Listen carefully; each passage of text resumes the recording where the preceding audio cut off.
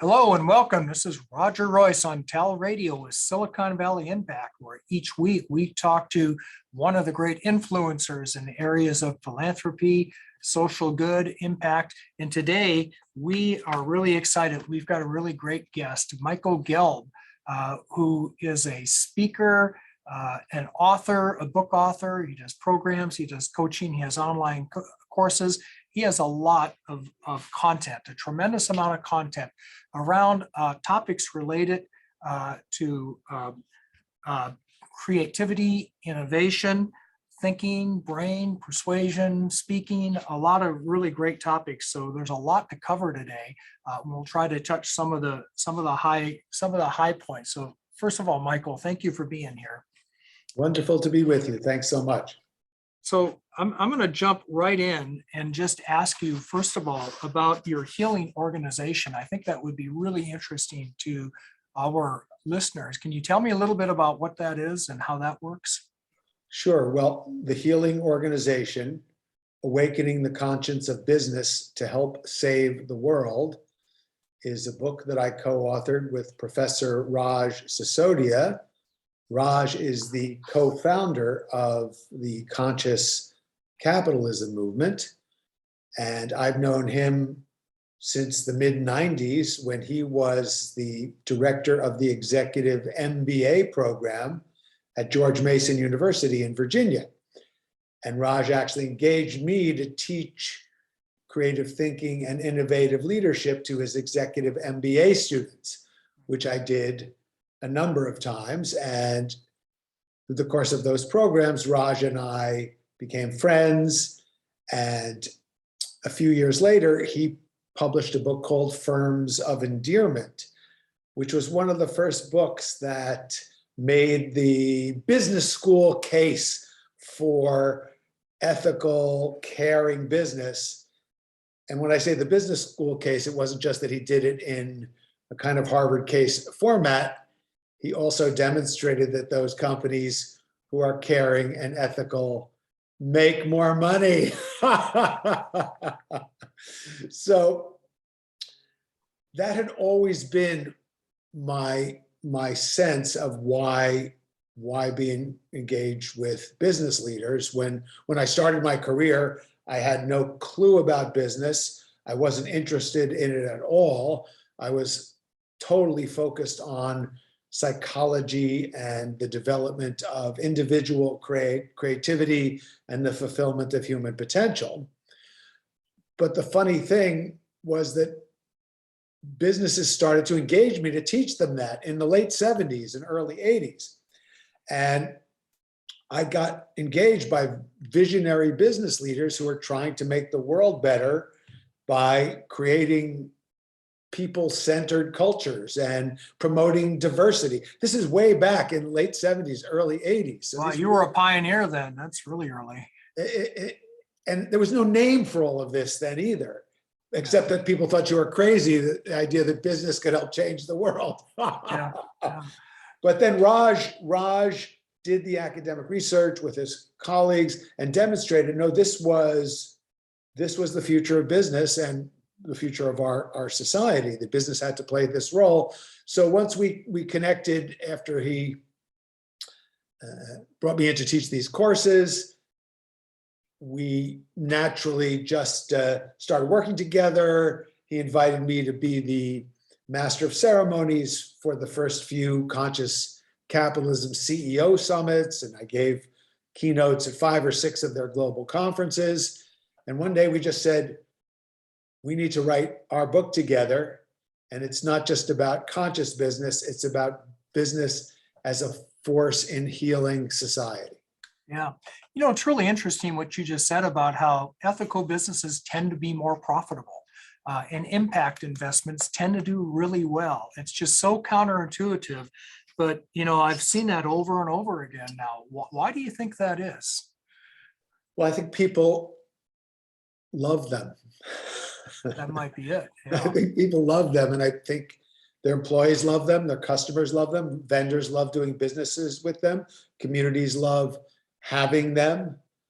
And it's a, you know, people talk about love as this airy fairy woo-woo thing. Yeah. But every tradition teaches us that it's the most powerful force in the universe. But here we see it manifest in the fact that these companies, like one of the companies we profile in the healing organization is called Barry Waymiller.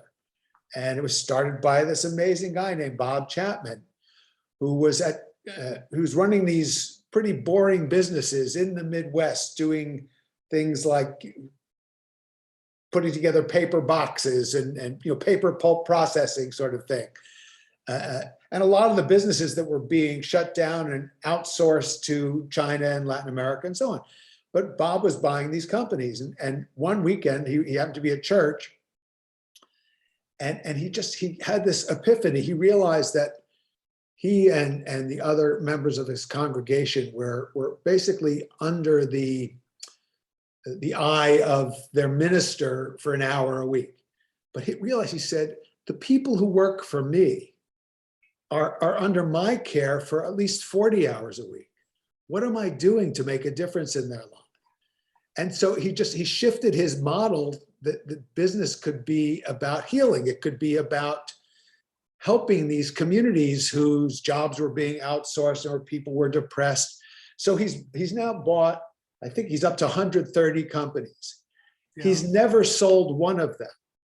He basically rehabilitates these businesses. He's created a phenomenal leadership training program to develop human potential. And he's made 17% a year since he started doing this. So wow, it's awesome. Why would you not do, once you know yeah. that you can be caring, you can be ethical, and you can do that consistently, you wouldn't waver, you wouldn't change it. It can't just be fake it. It has to be for real. Bob's for real. Yeah, no, that's really amazing. That's really good stuff, and probably the future where companies are going to go, where they have to go. That's where we're trying to inspire them to go, and they need to go a little faster. Yeah, we're going to take a short break here, Michael. We'll be right back. This is Roger Royce on Radio with Silicon Valley Impact. We're going to take a short break, and we'll be right back with Michael Gelb. Hello, it's Roger Royce. I'm back again on Radio with Michael Gelb. We're talking about some of the things that he's been up to. We were just chatting about his book, The Healing Organization, and sort of the evolution of conscious capital and ethical business practices. And you know, Michael, I know you've written another book called How to Think Like Leonardo Da Vinci. How did that come about? And did the Healing Organization somehow lead to that? Well, the Healing Organization was what I always had in mind as the underlying vision, mission, purpose of what I was doing, to help business become more creative, compassionate, and conscious, to help make a difference in the world. But most of my career is focused on teaching creativity and innovation skills to businesses, and the Healing Organization didn't really become a lead part of my message until I published that book. It was always the underlying philosophical, intentional background. So the skill I taught to get in I used to think of myself as a Trojan horse. Get into the walls of the city because your company needs to be more creative and innovative. And then while I'm there, maybe I can teach you to have a higher purpose and be more humanistic. But you have to be able to deliver the goods in terms of being able to teach people to be creative. And there's nobody more creative in human history than Leonardo da Vinci. So in 1998, I released this book called How to Think Like Leonardo da Vinci. And fortunately, it became a global bestseller. It's in 25 languages, and it's still going strong. People write to me pretty much every day and say, this book changed my life, and I didn't realize I could be so creative, and my kids are reading it, and we teaching it in our school system. So, Leonardo is the archetype, the ultimate global archetype for the fulfillment of our potential. So people are fascinated by him. But did you know that you could actually really learn to think like him, that he gives actual advice in his notebooks? And all I did was translate it into practical contemporary terms so you really can think like Da Vinci. Wow, that's amazing. Can you give us a tip here on the radio? Sure. No, so where are you, Roger, physically located when you get your best ideas? Where are you actually physically located? Oh, I'm usually probably out working out or running or Cool, something. right? So I'm like that, working out, going for a walk. The number one answer around the world is in the shower. Oh, A lot of people, it's in the bathtub or waking up at 4 o'clock in the morning or drifting off to sleep after a nap, walking in nature, driving in the car. Almost no one gets their best ideas at work. So Leonardo says to his students in his notebooks, he says, it is good when you are working hard to go off and have some relaxation. He basically says, walk in nature, take a nap. He says, but keep a little notebook with you and write down the ideas that arise. And in contemporary language, he basically says, even though they might be weird or off the wall or strange, write your ideas down. So we know that Leonardo's notebooks, we have about 7,000 pages. We probably lost 7,000 pages. We're probably about 14, 15,000 pages altogether. Bill Gates paid $30.8 million for 72 pages of Leonardo's notebooks back in 1994. wow. And the practical message is really simple. If you want to develop your creative thinking, your intuitive mind, begin to tune into, well, where are you when you get your best ideas? You're usually by yourself and you're relaxed. Yeah. One way or the other. You're out of your habitual mode of thinking. So have a little notebook with you, or just send yourself a text message or a note on your device. Yeah, we have devices now. It's easy. Yep. Everyone's always got one. Right? But the key thing is when you start to bring your attention and to value that subtle, quiet part of the mind, then it speaks to you more regularly. And it's an effortless and enjoyable way to begin to nurture the depths of your creativity. I see. Yeah, well, that's great advice. If Bill Gates paid that much money for the notes, they must have some value in it because he can definitely see around corners. Well, yeah, he paid $30.8 million, and I think on Amazon my book will only cost you $12, so you're making money. Yeah. How to Think Like Leonardo da Vinci, 7 Steps to Genius Every Day. Well, I can't wait to take a look at that. It sounds really exciting.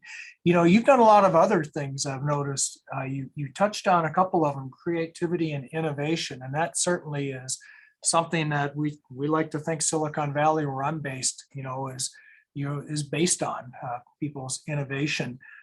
Is that the kind of thing that people can learn as well? Like they can learn how to think like Da Vinci? You can learn to think like Da Vinci, and you can learn to innovate like Edison.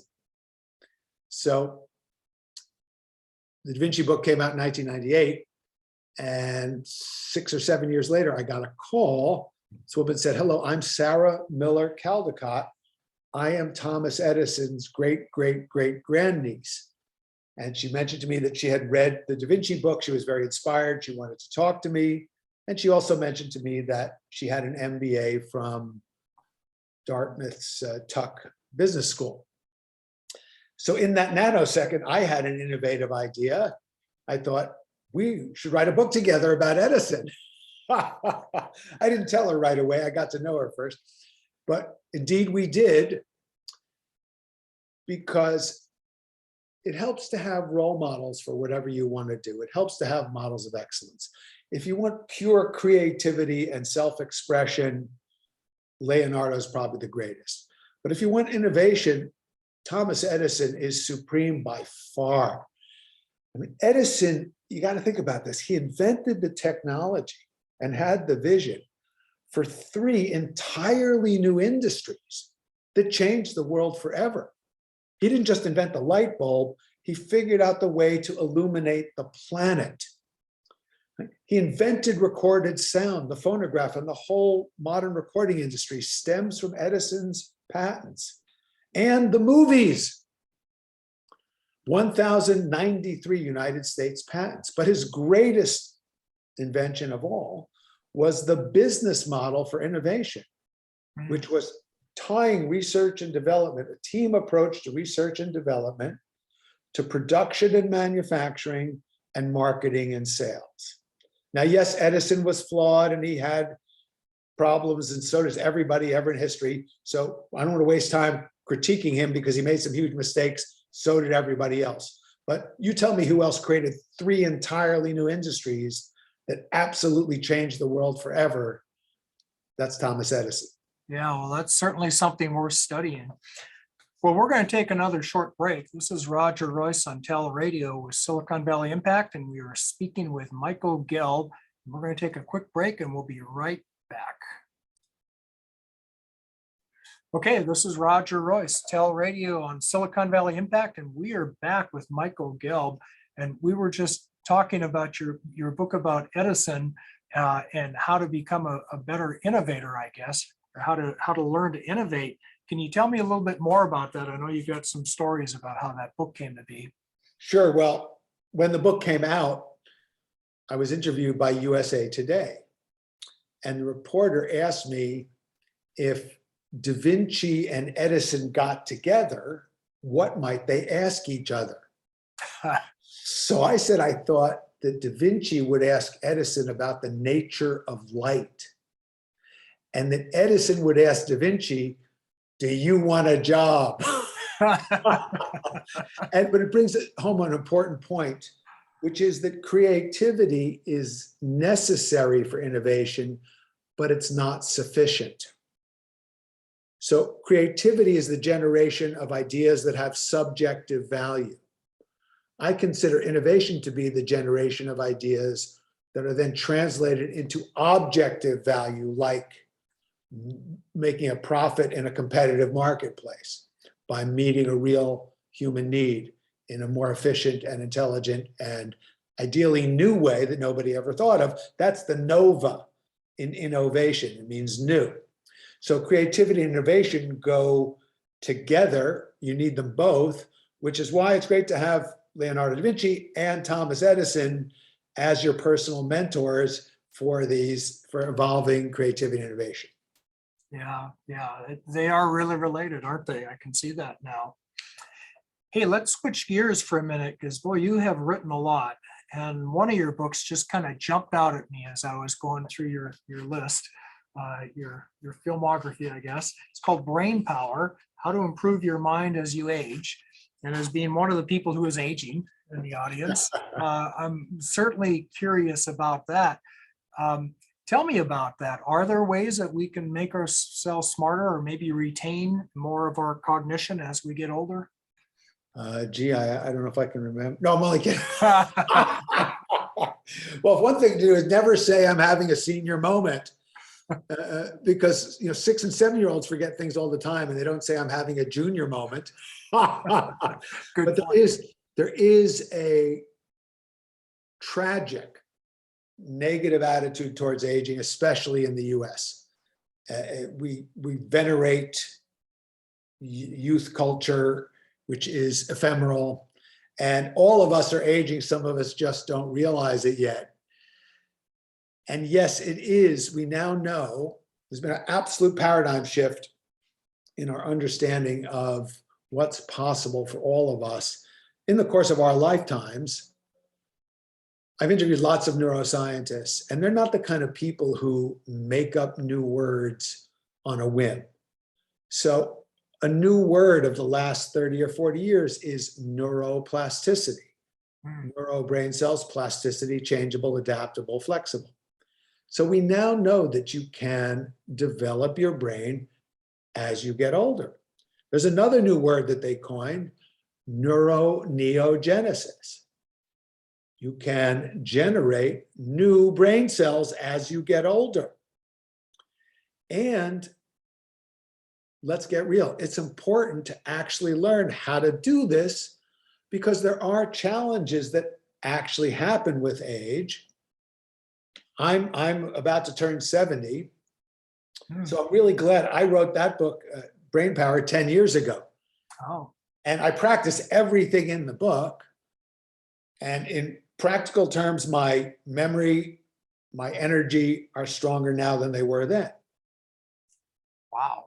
And it's a good thing because my left shoulder joint isn't. I'm probably going to need a shoulder replacement.